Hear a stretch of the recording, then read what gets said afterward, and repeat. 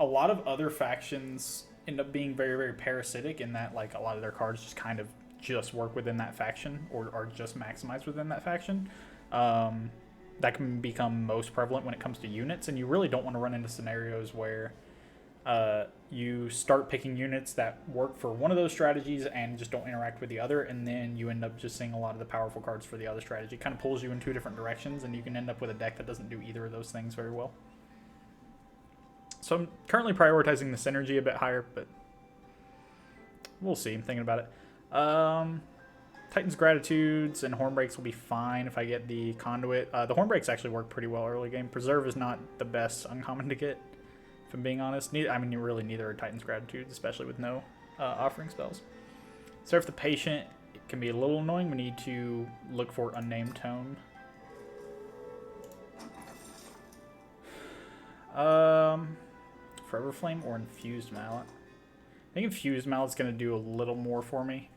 Scale's better in the early game. I really should have looked at the Dark Forge first.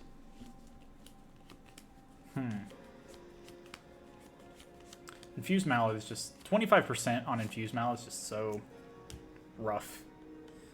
Forever Flame does open the door for me to actually utilize some of the hellhorned units pretty well, though. It's a lot more consistent. You can actually change Infused Mallet RNG a little bit when rerolling fights by playing your cards in different orders or on different floors. I think I'm going to take Forever Flame, so it's just a little more consistent. Opens up some imp strategies, maybe. Cost reduction actually ended up mattering because I got the Frostbite Toughness instead of Conduit, so. Alright, unit draft is great. Dealing with armor is not great. I do have the double Hornbreak, though, and the Titan's Gratitudes will deal with the chunkier units.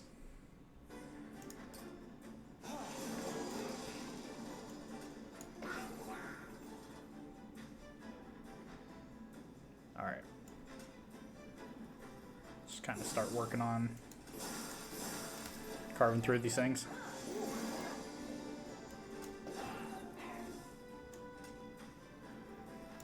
Could Hornbreak this, but the wave I'm actually a bit worried about is this one.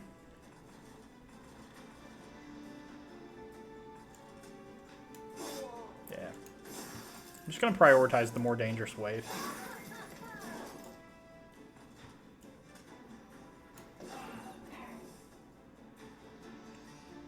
Titan's Gratitude plus Frozen Lance here is solid.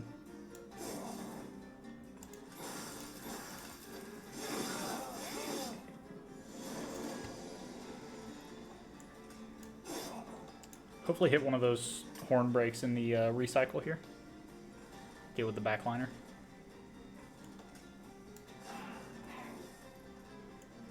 This doesn't actually change anything on that floor.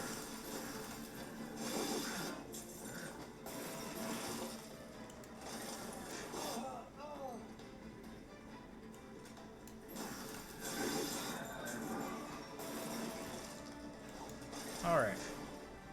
Easy enough. Somewhat close fight.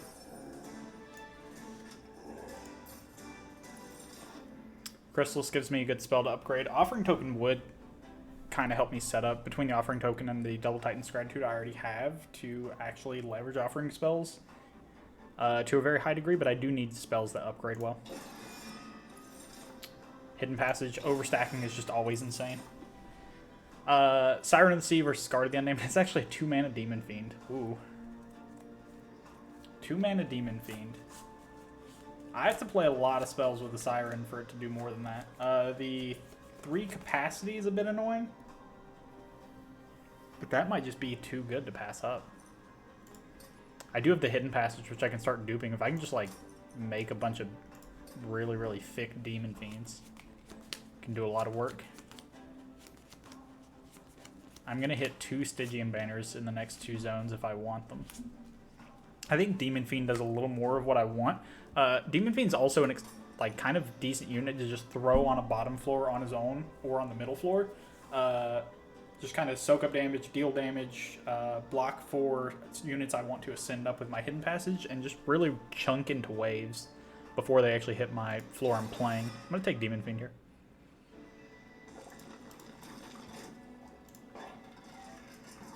Alright, rage, quick, damage. Quick on Demon Fiend is pretty solid. I do kind of want to set him up to receive some, like, receive upgrades and then start duping. In this case, it might just be Speed Stone on Demon Fiend, and then just let it roll from there. Then I can get a second big upgrade like Multi-Strike, hopefully, at some point. And make it an insane Demon Fiend for dupes. Yeah. Also, even if this is, like, just intended to fit into the strategy of being something chunky I can throw down on lower floors, having quick on it just allows it to do a lot more of that.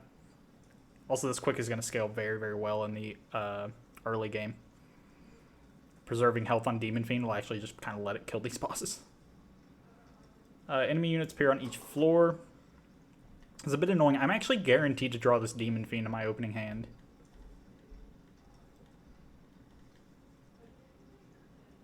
The boss is going to be a bit of a problem as he comes up. I actually have no way to protect Tethys from him.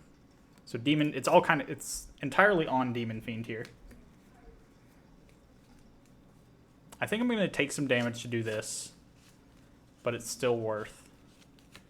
I don't have Conduit Tethys. That's the thing to consider. So I still have to pay 2 for the Demon Fiend on turn 1. Which means I'm playing a maximum of 1 spell to kill 1 Clergyman on turn 1.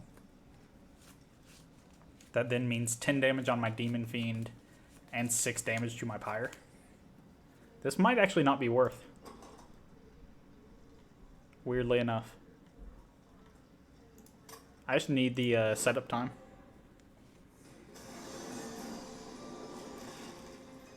That's a strange one. Tethys might just go on middle floor. He's just really not... He's not doing anything against the boss later on here. If I fight some chunkier waves, then sure. But Demon Fiend will handle those pretty well. Now, I either have to commit to killing all of the hasters or none of them. I think I can pretty consistently kill all of them thanks to horn breaks and torches.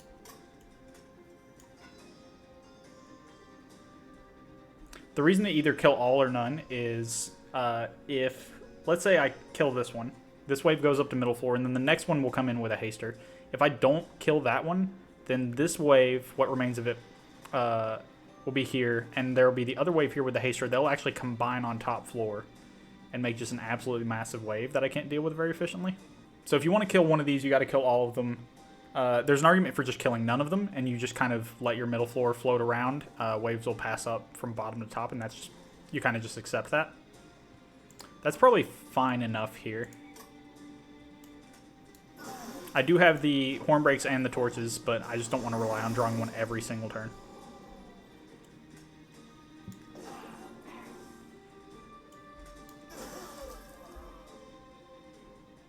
It's very unfortunate I can't kill the collector. I might want to re-roll just to be able to kill the collector. If I deal with the haster, then I can. That will mean that these two waves merge and I can't actually stop it, which is very awkward. I'm gonna go for that. When those waves go up, they don't actually deal an incredible amount of damage. The clergymen will only deal 1, even if they're being hasted. It'll be 5 here, 3 here, and then 1 on the pyre. Now, I could play Tethys on top floor. It means I don't get a train steward in the back line here, but it does actually allow me that extra hit next turn. I think I'm just going to try this.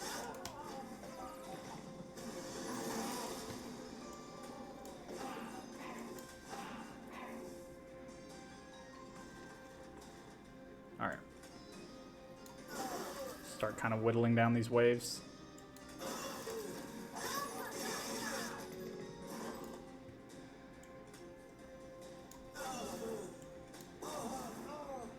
Sending Tethys up doesn't actually do an incredible amount for me here. Again, the boss is just going to sweep him on the first attack no matter what. So I'd actually rather just save the 1 point of life. Alright, unfortunately I couldn't deal with the backliner in this hand. But I think Demon Fiend just wins this hands down anyways.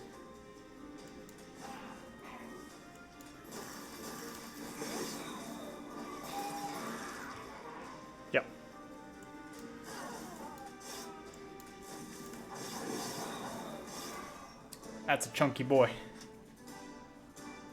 Alright. Ice Tornado, the question is, do I need extra spells? Big spells to upgrade? If I had extra magic power upgrades, I can throw them on Titan's Gratitude. It's not the best, but it's fine. I still have the Helical Chrysalis and the Hidden Passage to upgrade. Even extra magic power on Horn Break is fine. So I don't think I'm too worried about chunky spells, having more of them here. Offering Token, I'm not really leaning hard into incanting this run. So that seems a little medium. I might just skip. At this point, with the single Hidden Passage, I need to maximize my chance that I can draw it. Second Hidden Passage here seems good. These have weird kinds of increasing returns, just in the fact that if you only have one Hidden Passage, you cannot build like a full strategy out of it. You can't be a consistent overstacking deck necessarily, but 2 or 3 allows you to do that. It just opens up a lot of doors. I mean, these are stairs, not doors, but the card kind of looks like a door. Spell upgrades seem fine here. I'm actually mainly interested in the Stygian banner. Merchant of Steel would be good. I do have a dupe in the next area, though the dupe is on the opposite side from Herzl's Horde. But it is on the same side as a hellhorned banner, which works very well with the Forever Flame. I would like to hit that dupe. Another Hell Vent here. If I want to hit that dupe, then I want to go Merchant of Steel. Alright, we're going this side. I'm kind of... If I get Incant Armor, I can kind of do like a build your own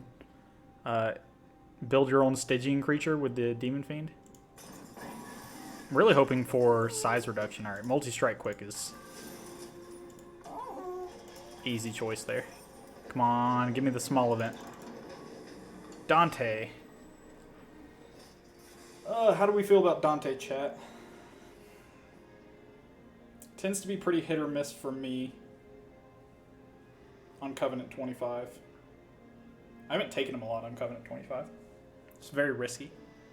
I think I can afford the investment, and this is also kind of a funny meme. If I get Conduit Tethys, it's also a lot more manageable. I'm going to go for it. I think I can afford it. The 1 Demon Fiend should be able to carry me pretty hard through this next fight. 2 Demon Fiends should carry me through the fight after that. I think it's worth.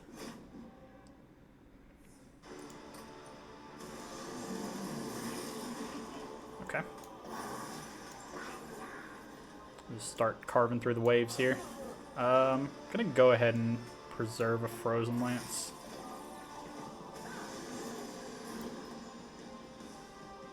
Okay, Train Steward and Hidden Passage is pretty solid here.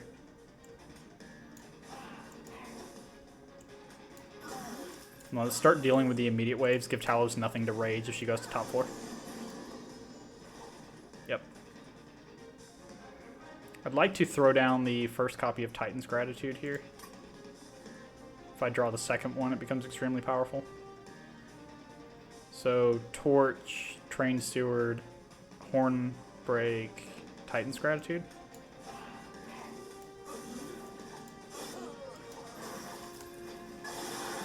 Nice to not discard the Permafrosted Frozen Lance. Alright. He pretty effectively deals with actually all of this. I kind of just need to worry about the waves that go wider.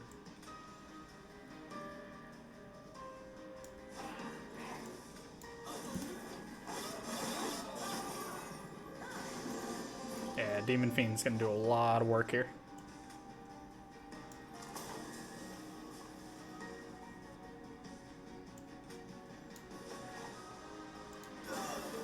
A little bit annoying to discard that. Alright, let's try and make sure we deal with that. Single Horn Break will do that, so. Train Steward. Pretty likely to generate more value by playing on a mid-floor, getting the opportunity to Hidden Passage it up and get extra Frostbite triggers on Talos, so I'll do that.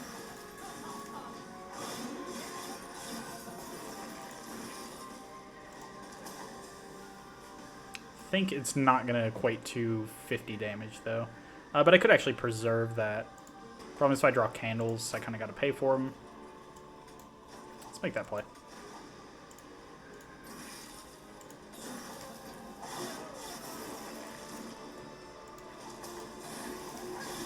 Yeah, not even close.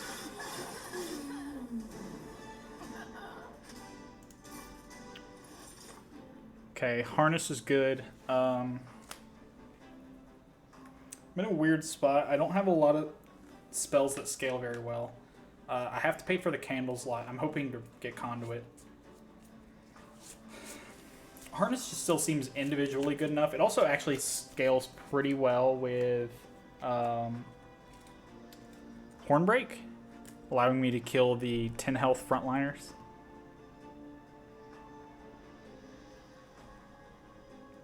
If I knew I was getting conduit... See, even Deep Offering's kind of clunky here because I'm probably taking candle damage on the reroll from it. I'm going to take Harness. Would really like Unnamed Tome. Horned Warrior, Demon Fiends. I'm going to take it. At this point, mana is actually a consideration here. Yeah. I'm going to take mana mainly to have the ability to play double Demon Fiend on turn 1.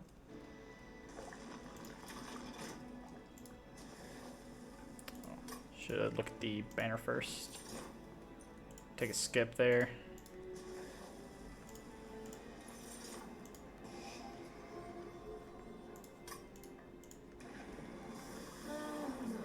Alright. On more Frostbite. I really do need a way to scale my defense here. It's going to start becoming a big problem. I'm actually not, since I don't have Conduit and I don't have a lot of Incant Triggers, I'm going to start getting rid of Torches. It's easier to get the Train Stewards out in the first cycle of fights. Having more spells early on isn't actually helping me build momentum right now. So I'd rather draw higher quality spells later. This fight's not a problem at all. Demon Fiends exactly kill these, so.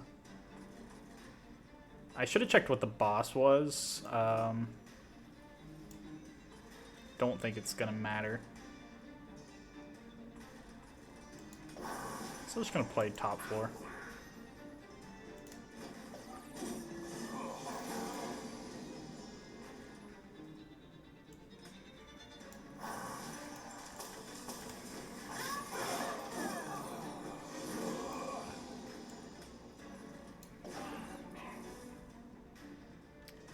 This guy's a bit annoying.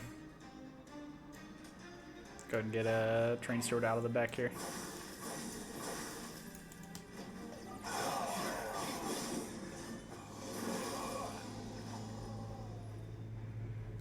Okay. So he's on 37. I can kill him.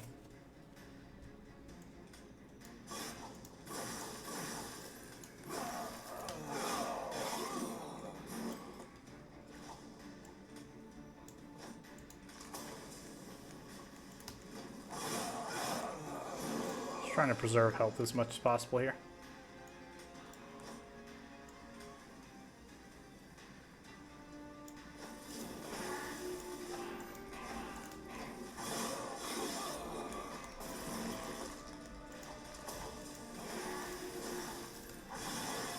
Alright. Yeah, as predicted, the Demon Fiends were able to just carry us through these mid-game fights. It's very important right now. I'm going to take a skip. I really need to hit Unnamed Tome and maximize my odds of being able to draw it. I'm going to start running into problems with Seraph here. Alright, here comes our boy.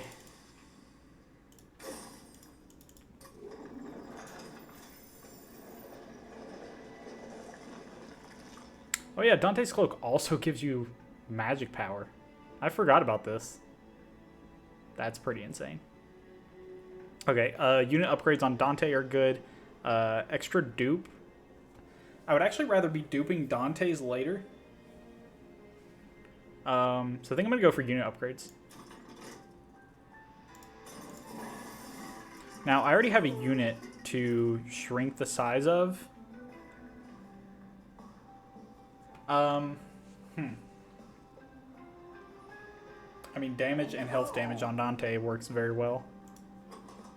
Yeah, if I'm going to shrink something, it's going to be the Demon Fiend. I don't think you can get the copy event this late, actually. Like, I would probably copy the Dante.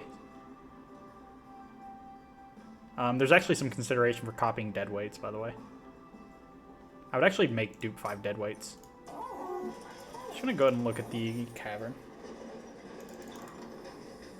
Okay. Monster Rail Spike is a thing to think about, because if you Monster Rail Spike Dante... If I would have given Dante both of his upgrades, Monster Rail Spike, I could have actually just made an insane unit for the final fight. I'm still mostly worried about defense against the Seraph, though. I think I just Monster Rail Spike a Train Steward, get it out of the deck. It generates more value than the single spell cast. At this point, my spells actually become pretty decent.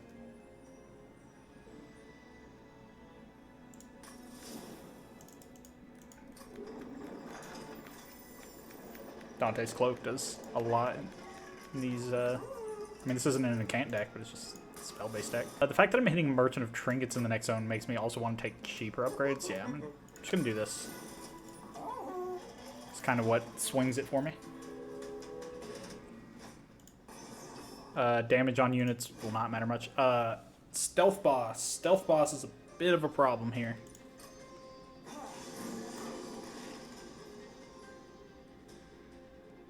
Okay, so Demon Fiend. Tethys is going middle floor here. Essentially what I need to do is throw... Oh, is Dante not innate anymore? Did they change that? Oh, that's an interesting change. Did not realize that had been adjusted.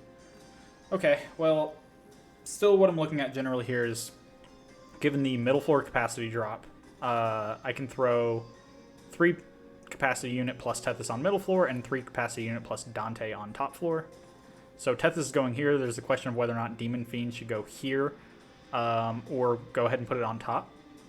I think I'm going to put it on mid because I can actually double torch here, which means Demon Fiend can just help me deal with this thing before it hits anyways.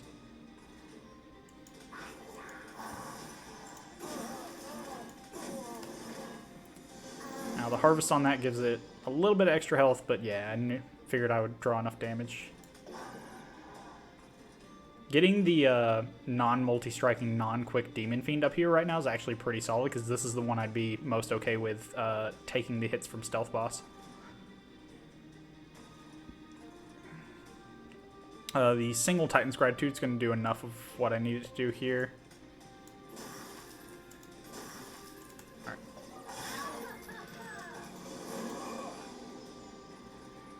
So now Dante here. Unfortunately, this Demon Fiend on bottom is a little bit clunky. I can try to send him up over time. That's actually not bad. He will be taking a lot of hits on this bottom floor because I won't have a lot of room to get rid of things. But he also, kind of by doing that, softens up this floor such that this floor doesn't get hit. I would like to have Dante further back, but I can't really afford that here.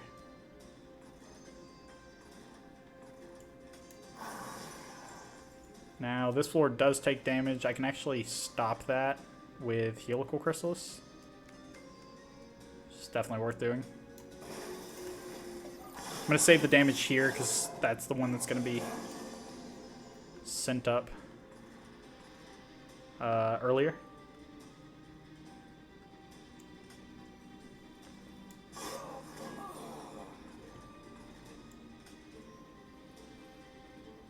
Try to save my friend here.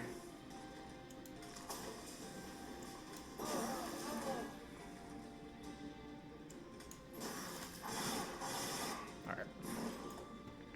It's a very weird deck, if I'm being honest.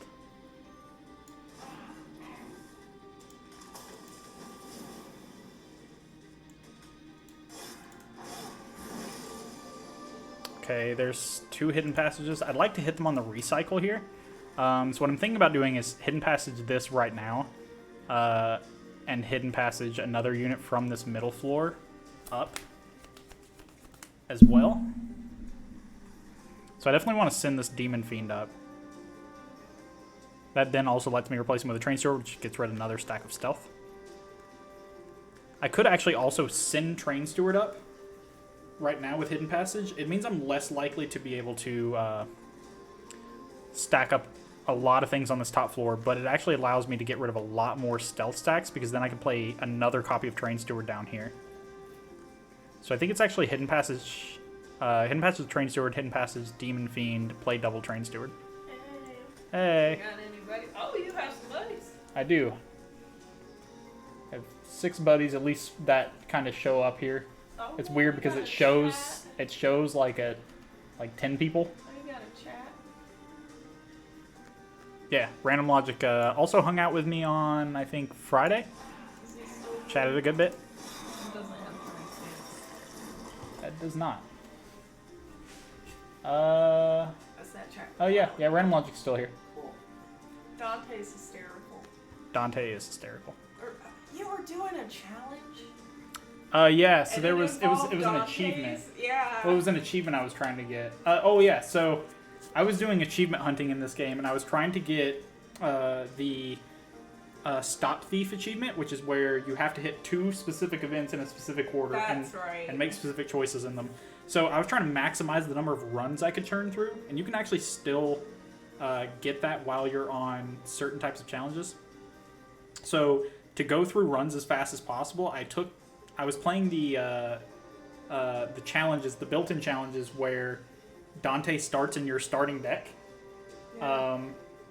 And then I was just like playing Dante and like duping deadweights as much as I could. Or you start with Dante, and then you can also start with like 8 calcified embers in your deck. That's what it was. Yeah. It was hysterical.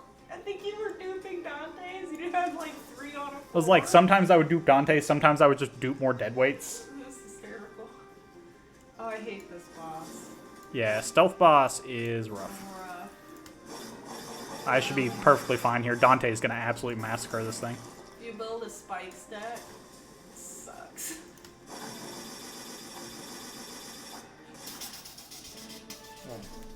Little machine gun. Gun Need like a Gatling gun to throw on the screen when Dante's attacking, just like a GIF of a Gatling gun. Could be Rambo from like Rambo 4, just like carving through people with a 50 cal machine gun. Just edit Rambo's face on top of Dante's. Oh man, when I learn how to edit well enough to do that, I will. I'll just edit like the whole thing. It's like just Rambo in the truck is like the entire character model. People who know how to mod well, get on that. Get on that? Yeah. All 6 of you. Okay, wow. That's rude. Wow, I didn't mean for that to be rude. So I don't already have Conduit, which makes Titan's Tooth pretty underwhelming here. I really do need to maximize my chance that I can get something like an Unnamed Tome or Waste of Scale Armor. Something like a March of Shields actually also works well here because you can shuffle around the units that have spell weakness on, or melee weakness on them. None of this is doing it for me.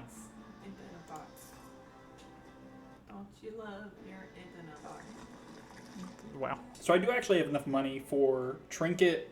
So buy an artifact from Merchant, reroll Merchant, and still buy another one. I would like to get the small event from the Concealed Caverns. All right, so there's a question of whether or not I think I'm like on a reasonable track to be set up to win the game, and I think the answer is actually no, which makes Concealed Caverns a little more appealing. Again, if you widen the variance, you widen the delta between worst case scenarios and best case scenarios. If you were already in a bad spot, that actually usually increases the odds that you can actually win your run. Whereas generally you want to avoid variance. I think it's right side here. What I got out of what you just said is, hey, if you're gonna lose, who gives a if it's a bad card? Because you're gonna lose anyway. Only kind of. It's more like if you're in a bad spot, make riskier plays. This is kind of the. That makes sense. And if you're in a good spot, make less risky plays. You can apply that to life. Okay, Scorch Seal's pretty solid here. Rest of this kind of medium. Are those 2 new items? Or I just not playing this? No, yeah, those have been there. Oh wow, Penance Yard usually like the second worst event in the game. Somewhat interesting with Dante. That is a combo. That's great. Wait, does that work the way I want it to? Oh man, if you play as candles, Yep. that's incredible. I think that's actually worth taking. I can even kind of work the calcified embers out of the deck.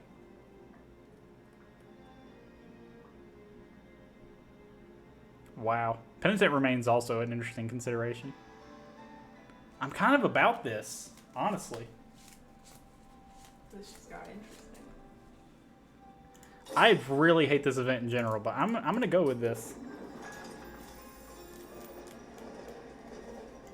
This is very weird. Scorch Seal is fine. It does not provide me any scalability.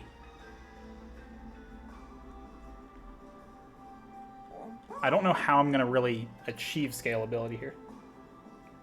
Isn't the free attack better? So a lot of what I need is I need that extra initial damage. I need to be able to kill things in kind of that quick attack phase. Since I didn't put quick on Dante, I'm really just relying on Demon Fiends. And they don't actually scale up extremely well with the extra attack. You know, they'll get a little bit. They would have gotten, what, +2 for each, plus the extra 2 dead weights you take. So 7, they would have gotten 14 each, which equates to 28 extra damage. So you're dealing 128. That still doesn't leave you enough to be able to kill Gilded Wings in that quick attack phase. But having your candles deal 120 damage, that plus the single quick attack from a Demon Fiend actually does get you there on killing Gilded Wings before they attack. Which then converts to extra health, which is the main thing that I'm really, really lacking right now. I'm going to take a reroll here. Trader's Quill does not do a lot for me. Neither does Unbroken Horn. I think this is a skip. I'm assuming that this is a different run that doesn't have the Devour Seraph. This is Seraph the Patient. Okay, so Yeah. When I left from my nap, you were doing the Devour Seraph. What do I want out of here? Train Stewards, probably. This is a weird deck. I'm a bit worried this is not going to be able to get there. This is incredible. Like, I'm going to absolutely demolish Arcus. And the 7th ring fight. I'm just worried about Seraph just because he's a floating boss that deals damage. If it was any other Seraph, I would be fine. But that Seraph is always going to hit with his melee weakness. These fights should be a bit of a cakewalk, though. I'm so ready for the 120 damage. What's more important to have on a higher floor? I don't think it matters too much. I need to be able to block for these soon anyways, and I'm pretty reliably able to do it. Let's just get Tethys on the lower floor. It does more with the Frostbite to the boss here. Start softening up the frontliner. Okay. I'm going to put Quick Demon Fiend on middle floor. More important to get that down right now. That's a big boy. Mm-hmm. And then just go ahead and preserve Hidden Passage. This deck is a bit of a meme. Not gonna lie. Who's getting shot? So now I send Tethys up and play another Demon Fiend. Or I send Demon Fiend up, because that's the only way to make room. Oh yeah, I forgot about that. Who's getting shot? Pow! I have never killed someone with a Dante's Candle. That's, power. that's somewhat satisfying. That is mildly satisfying. Just wildly. Yes. It's not really getting you going just a little bit. Yeah. Alright. That's the whole reason I stayed to watch. This is a I wanted someone to get shot with a candle. Dante's candle. It's great. Alright, I'm gonna go ahead and get Tethys up here. Pow.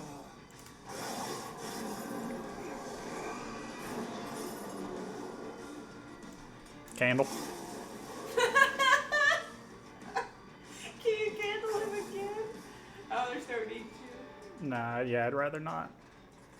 Candle. That's pretty great. Not gonna lie.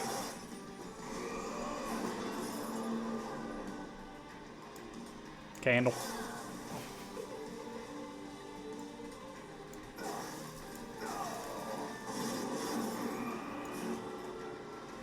Candle. Candle. Please kill him with your candle. Please. Well, I could probably make that happen. You can't. Maybe. We'll find Do out. it for the ladies. Could throw a calcified ember at him, but I'd actually like to keep those in the deck right now.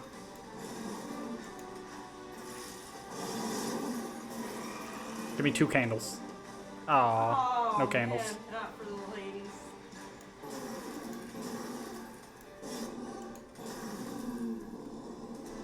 Well, that was easy. That was satisfying.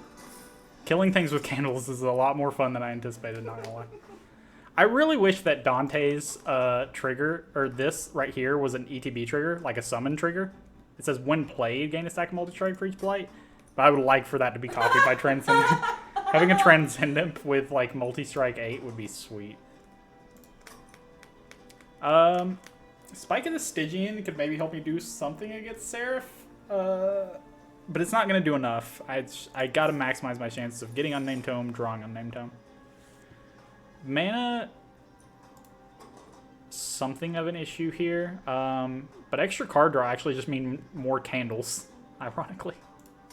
And a faster setup. I just need more consistent setup. You know, I woke up to What's that? a phone call from my dad. And That- I just complained about The Voice and how terrible that show is. It's not terrible. It's just not for us. Well, it's marketed to middle-aged women, and we're not middle-aged women. I wish I could hold over a candle. That would be nice. Anyone in for held over candle? It's not allowed, but it would be cool. I'm gonna go left side here. Come on, give me conduit. Dang it. If I'm not getting conduit, I'm somewhat tempted by putting spell weakness on Tethys, just to really start working through Seraph. That woman's got some guns. She does. That's frightening. I don't have chunky spells. Unfortunately, spell weakness will not actually apply to candle damage. And candle damage is most of what I got here. Did you notice the imp, or the anvil was made by Impco? But no, did not. There's capitalism in this world. That's fair. Capitalism's pretty fun. It's fun. Alright, I'm gonna look at the event first. At this point in the game, you're more likely to get events that generate you cards. Okay, large shard's actually pretty solid here. I don't have any healing and I really need survivability. Small shard, on the other hand, 25 health on one of my demon fiends and then duping that one and putting it in front might give me the extra little push I need.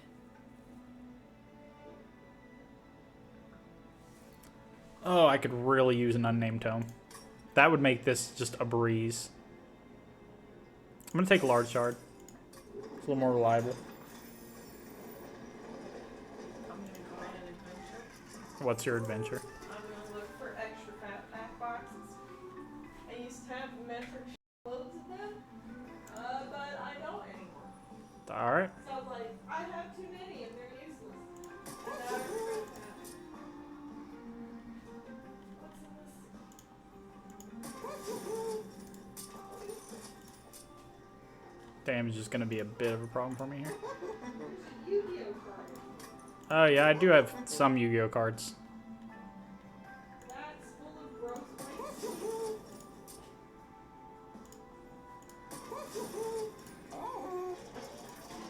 Kind of just got to maximize the number of upgrades here I get instead of worrying too much about my money. Again, I feel very confident going into this fight, so I'm going to have a crap load of money. Usually if you have like somewhere north of $1,000 when you go into the last zone, you actually don't have enough things worth spending it on. I'm not worried about enemy units having damage, because they usually don't get to hit. You know what I like getting for Christmas? What's that? Christian propaganda. Alright, you can calm down. I forgot that a former client of mine gave me like the Great Controversy or something. Hey Kendall, guess what? What? Yes! Candle. Candle. He didn't die. That was weak. You can calm down.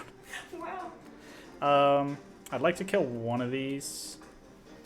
So you can get your sweet, sweet 50 gold. Well, mainly preserving the health.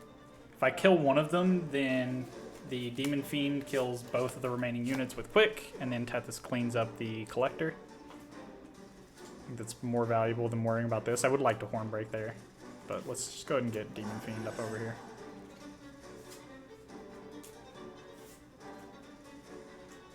Yeah, this... Actually, I could Lance. No, I can't Lance. I'd have to Titan's Gratitude. If I Titan's Gratitude and it hits one of these two cards, then I get to preserve the horn break. Yeah, it's unfortunate. I'm not going to preserve a Lance.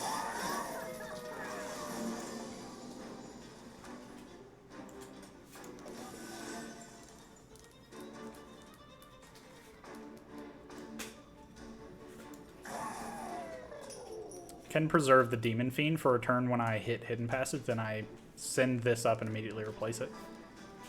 That's pretty solid.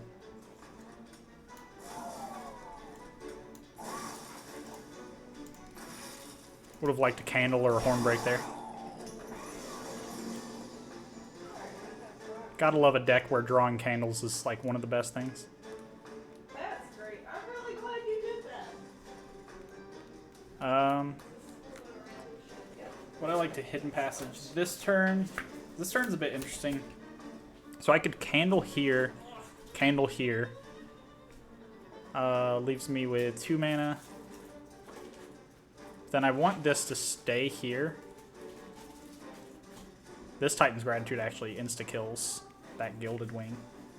So if I go Hidden Passage, Demon Fiend, this Demon Fiend actually kills the Gilded Wing on top floor with quick. So I don't even need to worry about the candles there. Hidden Passage, Demon Fiend, Titan's Gratitude, but that means I take 2 candle hits. I would like to use the candles here.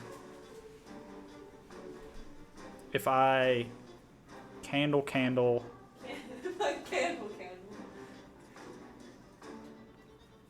I don't think I'm getting this Demon Fiend down this turn, which means I'm not really using the Hidden Passage that well either way.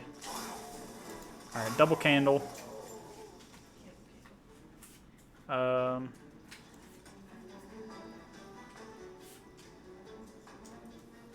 I should have actually candled something on the bottom.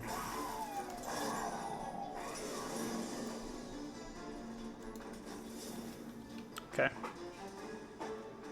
So now Hidden Passage, Demon Fiend, Crystallis.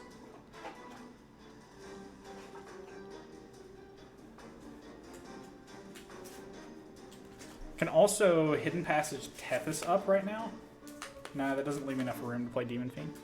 So Hidden Passage, Demon Fiend. Maybe Hornbreak on the backliner here, which means I get to hit a lot more of this immediately. I think that's actually the one definite play I want to make. He does still die. Now Hidden Passage. I could play Demon Fiend next turn. So Crystallis, Lance, Hidden Passage. Yeah.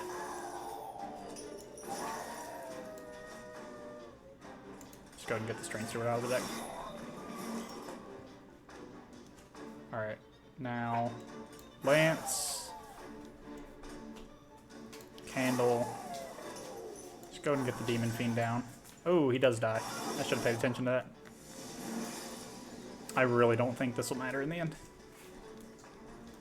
Alright.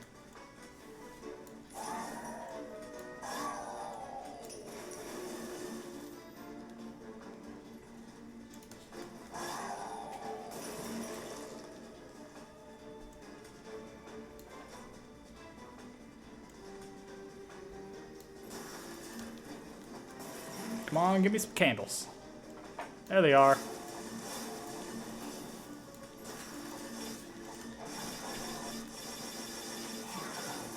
That's the sound of Dante annihilating. You can just hear the Dante. There it is. Oh, yes. Unnamed Tome is the one way to get us out of this. Because this Seraphite is going to be rough. I feel like Unnamed Tome pops up a lot in the rewards for that fight very specifically. And I don't know why. Okay, dupe on another Demon Fiend is good. It's possible I can get the casing so that I can add extra upgrades to units, which would be insane here. I could also dupe Unnamed Tome, which might actually be very, very important. Just drawing that really, really early is good, and more than removing units from my deck, that actually maximizes my chance to draw an M-Tome pretty fast. I'm gonna go here. Quick, health, damage, health. Okay, I would like to get the casing. Concussive Coals is kind of whatever. Scorched Restraints actually does quite a bit here because of all the quick damage, all the multi-strike. I don't actually want Wing Clippings. I really don't want things like Unnamed Tome cycling back in because I only need to play it once. Let's go ahead and reroll this. Oh, the wrong casing. So close. Alright, Temper Talisman's pretty good. So at this point, it's just upgrades on my remaining Demon Fiend. Making them quick seems fine. I actually want more health. Encant Armor or Large Zone. I'll take Encant Armor.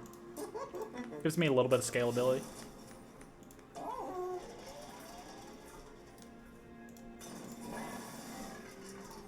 Kind of bounce around a bit here. Boon of the Blacksmith I don't think is actually going to do more than an extra removal if I can get an extra removal.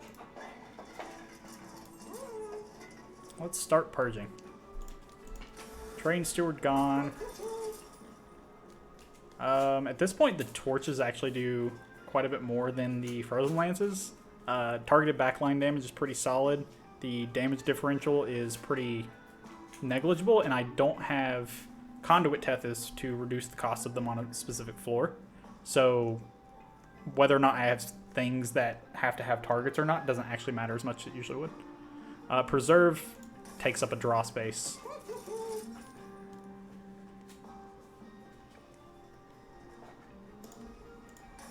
I just meant to get rid of a Frozen Lance. I don't know why I got rid of a torch. Oh.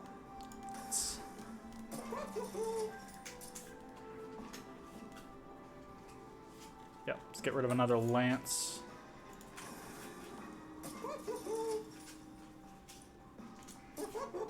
It's unfortunate we didn't get the right casing. This deck is insane.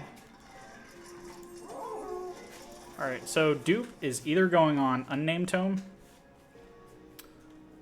or it's going on one of the Demon Fiends. Now, Seraph is still going to be hitting me. And he's actually also still applying spell weakness. So I do need some tankiness. Best way to get that might actually be that big Demon Fiend that I just made. This one. Gives me a little bit of scaling defense. But then if I don't draw the Unnamed Tome early on, I'm in a very, very bad way. I think I just got to dupe Unnamed Tome. Seems like my best... Seems like the most consistent play. Alright. I'm not feeling way too confident going into this fight, honestly. Unfortunately, his ability to hit me and his melee weakness trigger are the two most important things for me to stop, and I can't stop either of them.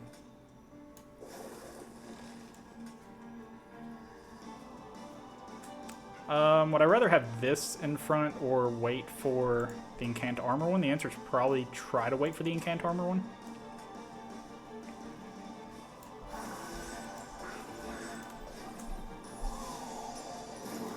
Getting a stack of melee weakness on Tethys is actually also extremely helpful here.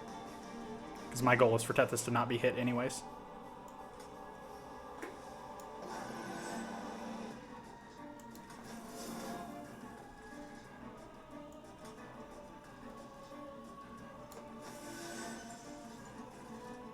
Alright.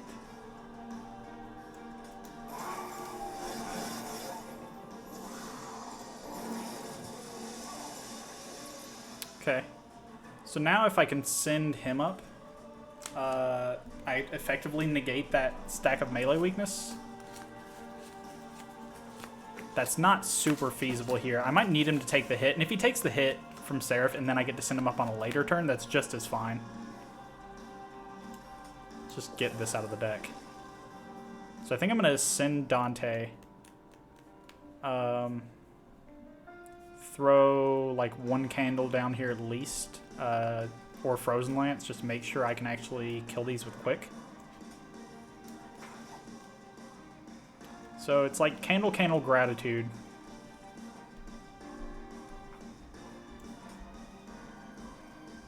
So candle.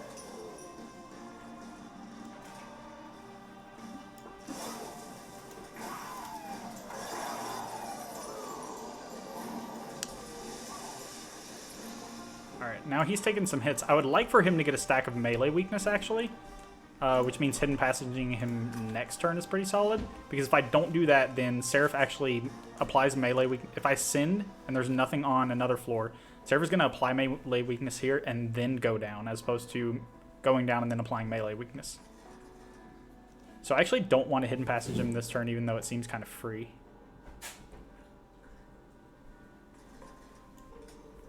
A nice little candle going here. Gotta love those candles. I do generate a pretty good chunk of damage by hitting that. I also end up taking a pretty good bit because Seraph hits on melee weakness instead of the light wings, but this ends up being 40, whereas this collectively ends up being 50. So I will torch here. Want to make sure to get this down below a point where it actually just dies to a single hit.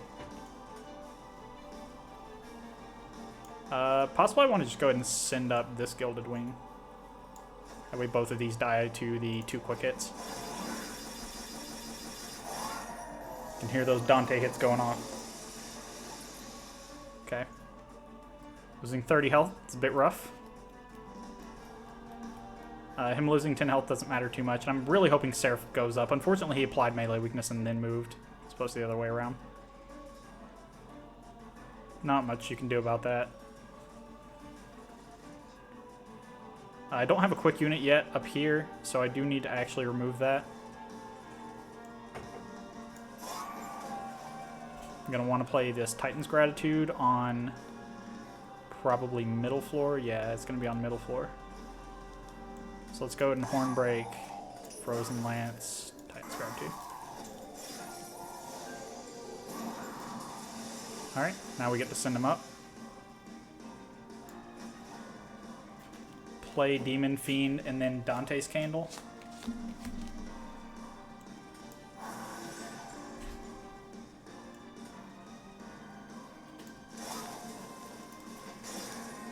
Now I'm hoping for melee weakness and then move.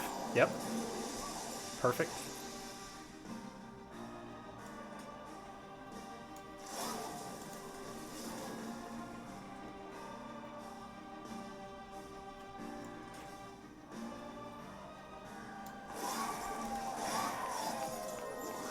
Okay.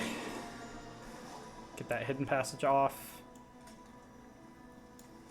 And hope this is enough. So I need to start working on Seraph's floor. That's the main priority. I'm not too worried about my ability to kill this floor. I have 200 damage worth of quick. So I do need to deal with this a little bit. Horn Breaks will do it. So will the hidden passage, kind of just letting me deal with this very, very fast. So given how likely I am to draw one of those, I think I'm going to go ahead and start working on the bottom floor with candles, torches, and helical chrysalises.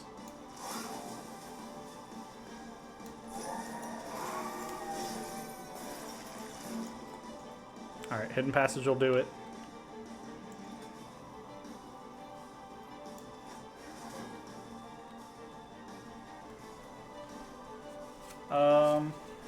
So I do want to play... I need to deal at least 40 with spells here. That way that Gilded Wing dies to only 3 hits of quick, and then this dies to another hit of quick. Despite the fact that this is only 195 health, my damage is so chunky on this quick that this 200 damage isn't actually killing both the used units before they attack. So I have to deal 40 here, which means either Candle or Titan's Gratitude. I'd rather Candle here. So it's Candle. And then Lance, Titan's Gratitude. It's a very weird deck. Are you ready for these insane cracks? 2010. Be ready for this.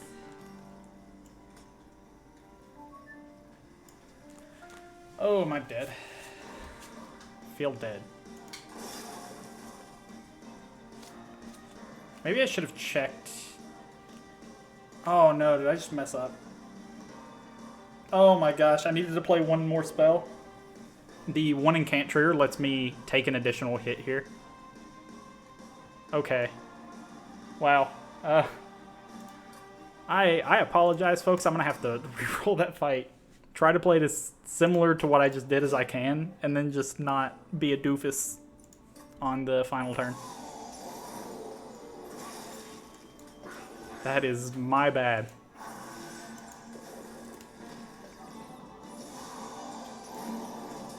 Man, that's an incredible punish on the extra 2 armor that this would have gotten.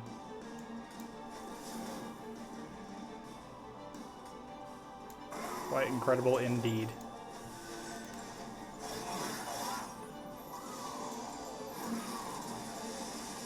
Alright.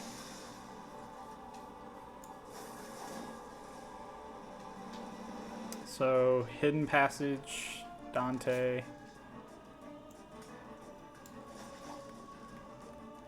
So now it's Candle.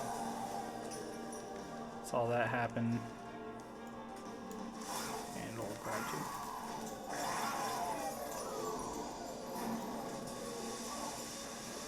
Maybe I just want to go ahead and send this up. I actually changed the RNG at some point here.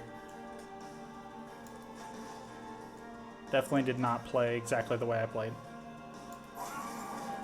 If I did, we would have the same result, but I shifted the RNG around a little bit here. I'm probably going to Candle Seraph, actually.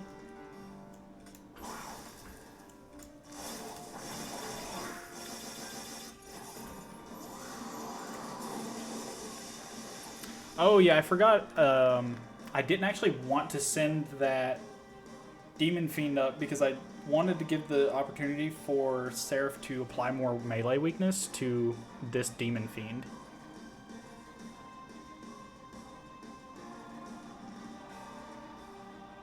Okay. Titan's Gratitude is going to go here.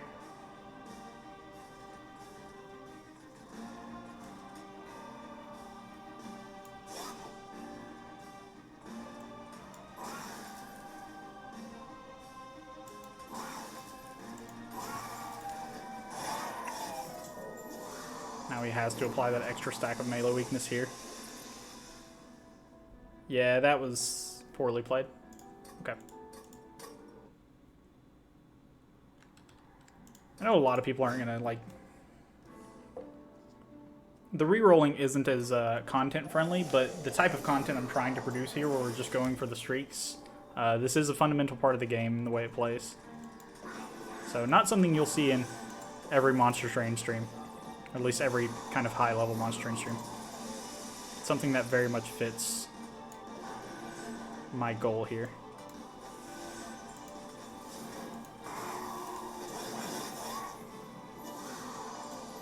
Okay.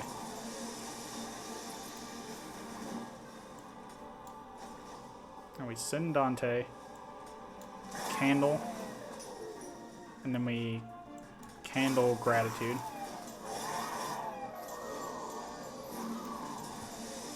Alright, this turn we hold the Hidden Passage.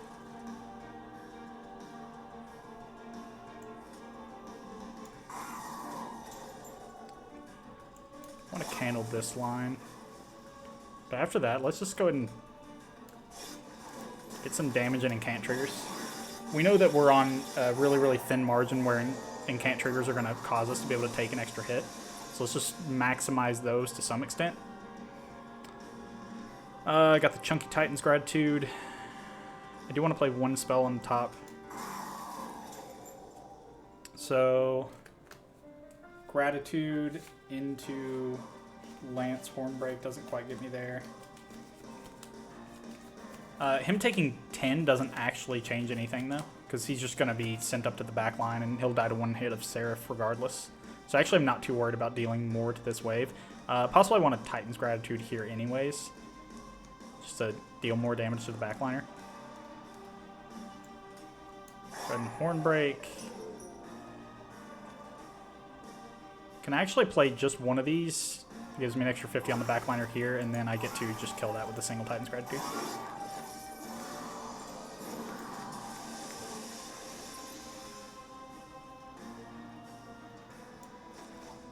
Okay. So, Hidden Passage. Demon Fiend.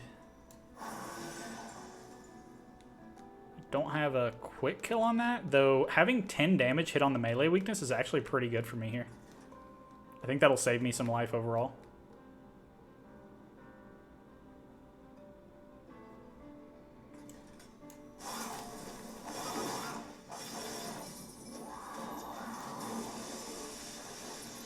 Alright. Now if I candle here... Unfortunately, I don't have a targeted damage spell. If I did, I would actually like for that melee weakness to go off from a Gilded Wing hit.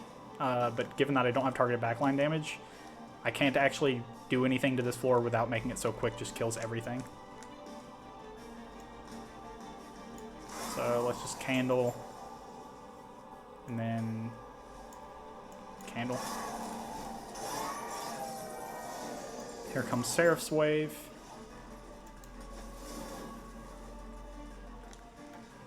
Now, Helical Chrysalis. I do want to put myself to a point where... I don't think I'm going to be able to get to a point where he's not getting hit. If I just torch the backliner here, I'm actually in a pretty good spot. He won't die to the single hit from the Gilded Wing. He would die to the melee weakness plus Seraph's hit anyways.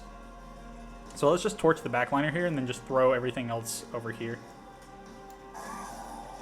That Gilded Wing will die to the quick hits from here, plus next turn.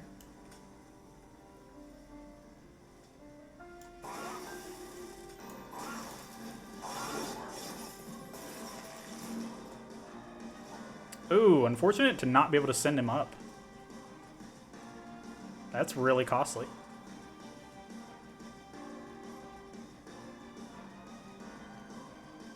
So now, Hornbreak. Playing 3 spells. Better to just candle first. Hornbreak. Alright, so is that 23? I'm not realistically going to be able to get him up to the point where he's surviving an extra hit. I have to get back to the RNG I had earlier, which is really tough.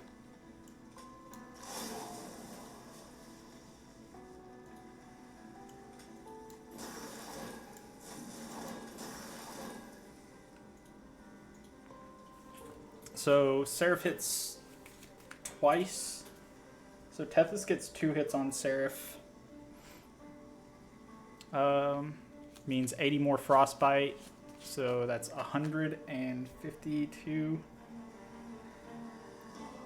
152 Frostbite. Seraph is going through 2 hits, 3 hits. You don't have melee weakness. 4 hits, 5 hits, 6 hits. So Seraph is losing 6 stacks of Frostbite from 152, puts him down to 148, or 146. So he's 146 Frostbite. It's either 146 or like 145 when he comes down here.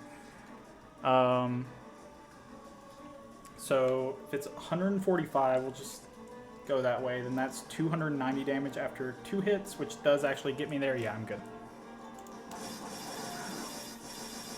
Just like to double check. I'm actually clear by quite a bit here.